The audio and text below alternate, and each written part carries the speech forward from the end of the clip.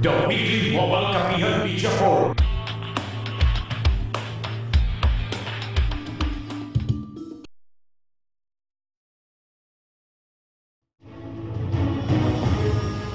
Welcome sa launching ng Weekly Mobile Kapihan Media Forum. Kasama natin bilang resource person sa kauna-unahang pagkakataon si Romeo Presto, tribal leader ng Tribong Cimarron, Barangay Hibago o Campo Camarines Sur.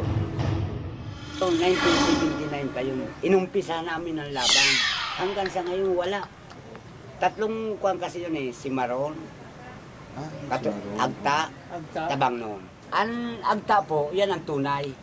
Ang mga taas na mga 5 feet. Pinakamataas na 5 feet, kulot ang buhok. Yun namang Tabangnon. Mataas-taas na yon. Mayroon na kulot ang buhok, mayroon may. Ang Cimarron, ako na ho yung Cimarron kasi nung panahon pumasok yung Hapon, Kastila, Amerikano, baka nalahi ang kuwan. Kaya Okay. yan. Mas alangkaw ka mo sa Tabangnon. Tapos, Okay, so 32 years na po kami na paglaban.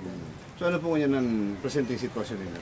kung ano yung inumpisa namin, ganun din hanggang sa ngayon. Pero si siya nakaposisyon. Mga yung malalaking tao, Kamo, siya ay nakamo. doon din, pero halimbawa, yung iba, nakatayo na lang bahay. Kasi naandun na sa mayaman yung na yun, lupang yun, sila nagmangagari. Bahay na lang ang pwede tayo. So, Manoy, pwede mo pang mapangaralan tabi? So, lang pigsasabit ng kapot ka dito. Ang Yamson sir, siya, kaya lang patay na yung si siya yung sinatid. Ang Hilji, tapos si Teresita Lusa, Okay. King, Labano, Lubrigat, Romeo Santos, Balyador, Yuan Sir Andarakulaan. Doon lang sa malapit ko sir yung sasabi ko dahil yan ang alam ko. Kasi 14 na barangay yun. Sobra 1,000 Nakapaloob yan hectares. sa 14 na barangay. Pero hindi naman nabuhan yun. Iba tulad sa aming barangay, siguro may portion lang na nakuha. So, ano po ang plano? Ang plano ko kang grupo, pwedeng laugon. Ang problema, pag linaog mo kakasuhan ka, forcible entry.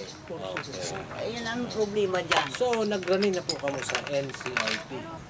Ako po nga, nisaro ako sa chiefting kan NCIP sa barangay B. Sa Hibago po, Hibago ako. Bago. So ito mga pira pa po kamong membro kan mga tribong nyo. Okay. Na yaong pangunyan.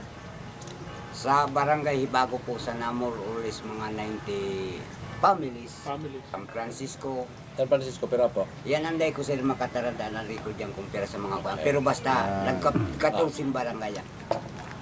San Jose Uras, Santa Cruz, Villa Florida, Anawan, Muriones, Salvacion, Gatbo, Del Rosario, Anawan.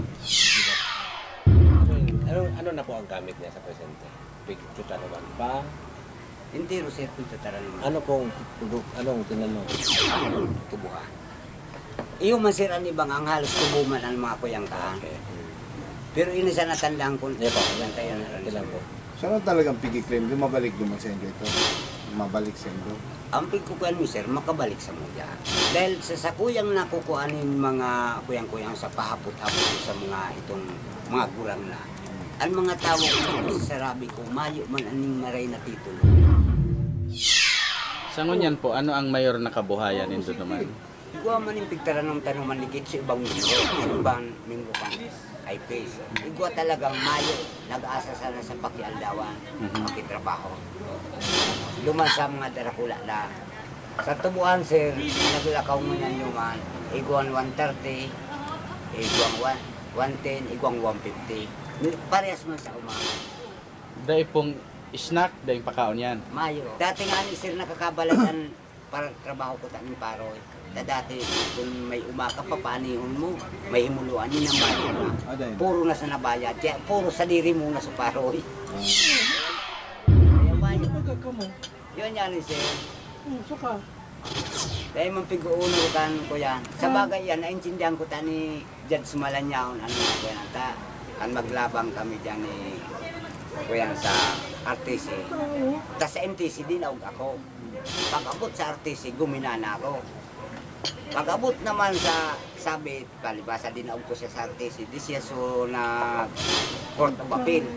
Mayo bang kimpapil na nag-abot sa kuya, nagdiretso ng Supreme Court. Paano man na desisyon ng kung gana siya, di dapat ang maabot na sa ko, desisyon na gana siya. Oh, ano to nagdalagan pa sa kuya, Supreme Court? Oh, ano ang rason? At kung ginana niya na luman sa Court of Appeal man, abot na sa kuya, so desisyon ang ginana niya.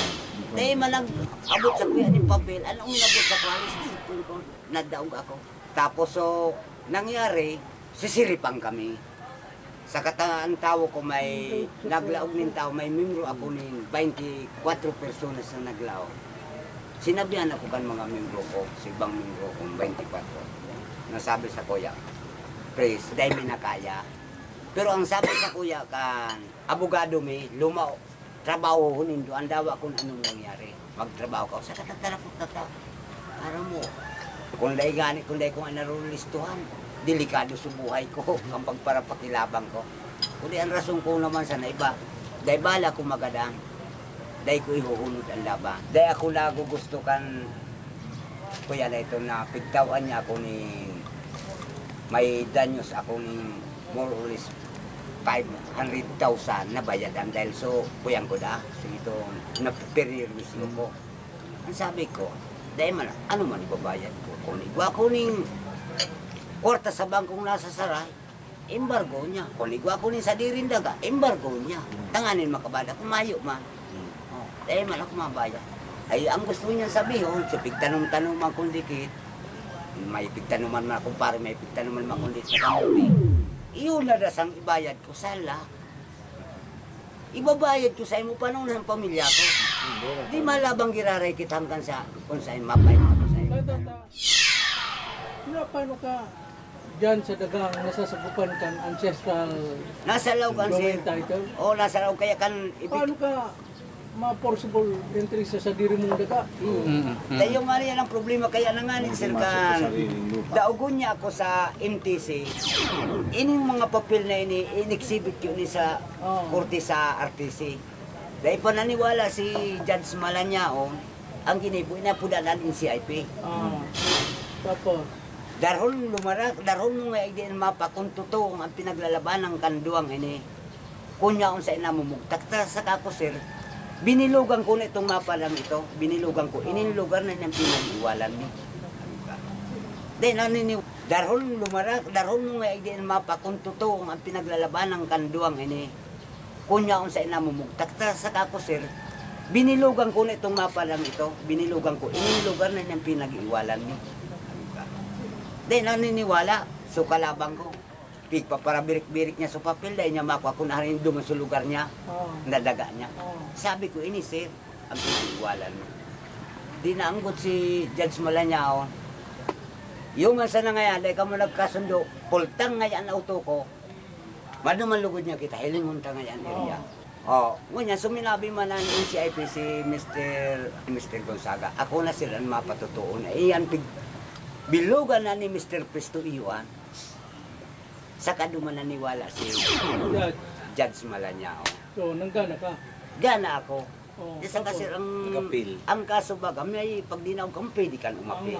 Nag-appeal siya sa Court of Appeal. Ang problema, kung di na, so pag-appeal niya ko tayo duman, kung di na ako, di dapat may maabot sa kuya ni notice na ako daog. Mayo man, nagdiritso graray ni Supreme Court. Nadaog siya sa Court of Appeal. Siguro, So sabi, nakaabot sa Supreme Court. Pag-abot sa Supreme Court, nag-abot sa ko, daog ako. Doon po kamong death threat po o harassment. Sa mga chieftain, dahil 14 kaming chieftain, kampanon, ako ang may patakot sa may mga banta. Kaya sabi ko man, kung magadanon maninda ako, may 13 pa. Apira sa tracing may tugang ako, may magurang pa ako, may mga aki ako. Na pwedeng ilaban baka, mas malala pa duman ang laban. Sa ginipo ko, takong gadana. Sa mga pamilya ko, mga padago.